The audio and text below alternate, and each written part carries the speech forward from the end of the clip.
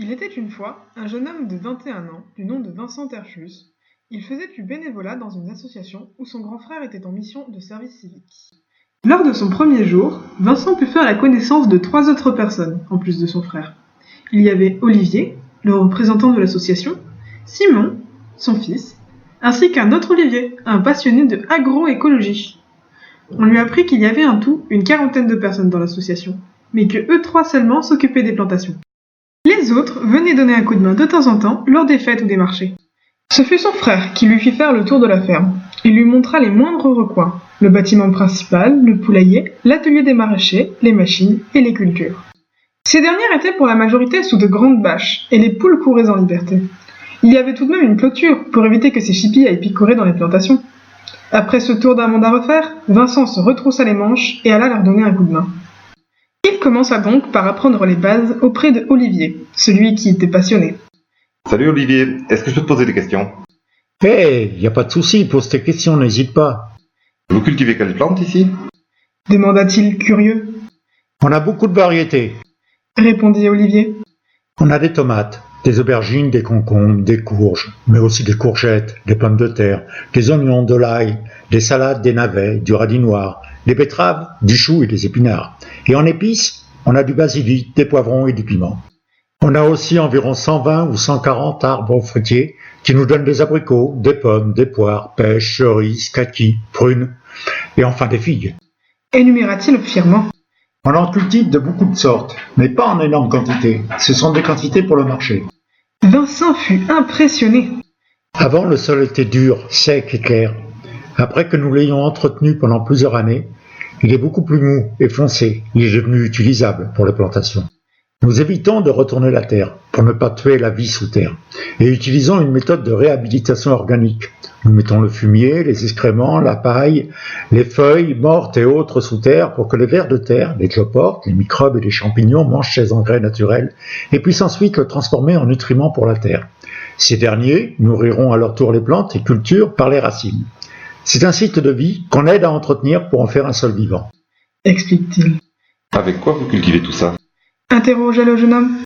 On a un motoculteur, c'est une espèce de tracteur manuel à 2 roues, et on utilise parfois des chevaux de trait. Tu verras, c'est impressionnant à voir. Mais la majorité du temps, on fait travailler nos bras et nos jambes. Lui indique-t-il. Tu veux essayer?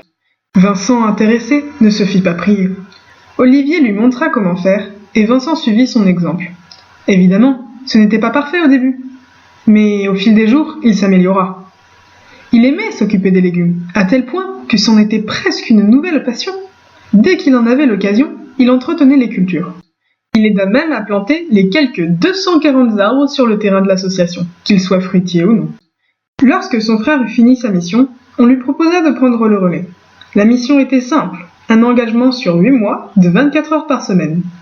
Dans la continuité de celle de son frère, la mission consistait à prendre connaissance de la structure, à participer à son fonctionnement, ainsi qu'à s'occuper des espaces suivants: la place du village, les toilettes sèches, le jardin paysager, le sentier de déambulation en intérieur et le chemin d'accès au lieu depuis le village. Vincent fut ravi et accepta de bon cœur. Après avoir rempli les formalités à l'aide du collectif Rivage, Vincent put donc commencer sa mission le 24 septembre 2018. Il finira donc sa mission le 23 mai 2019. Il se tenait de temps en temps des réunions. Lors de ces réunions, beaucoup de sujets sont abordés, entre autres les projets futurs dans l'association. Il fut décidé qu'un parc mobile de 200 poules pondeuses sur 4 hectares serait mis en place, une sorte de poulailler mobile. Il discutait aussi sur les événements annuels, avec Avenir, Jazz in Marciac, durant lequel ils ouvriront un restaurant bio, puis l'espace camping, ouvert pour la période d'été, avec un système de sac à douche solaire, peu commun mais très économique. Puis vint le moment de parler de l'événement le plus proche à venir, la journée du 14 avril 2019, les mains dans la terre. L'objectif serait de travailler la terre, enlever les cailloux et pouvoir faire des briques d'un mélange de terre grâce à la presse BTC, la presse à briques de terre compressée. Ces briques seront utilisées pour fabriquer un mur. Quelques jours plus tard, Olivier le représentant montra la dite machine à Vincent et lui expliqua comment cette dernière fonctionnait. D'abord, il faut préparer le mélange dans une machine. Puis on le verse dans le moule en bois, huilé auparavant. Puis la terre sera compressée dans la machine, et enfin, il faudra sortir les briques du moule à l'aide de gros bras. Vous pensez qu'il y aura combien de personnes pour cette journée? Se demanda Vincent. Je ne pourrais pas te dire. C'est ouvert à tout le monde. Tout dépendra de qui voudra bien nous aider ou de qui voudra plonger les mains dans la terre.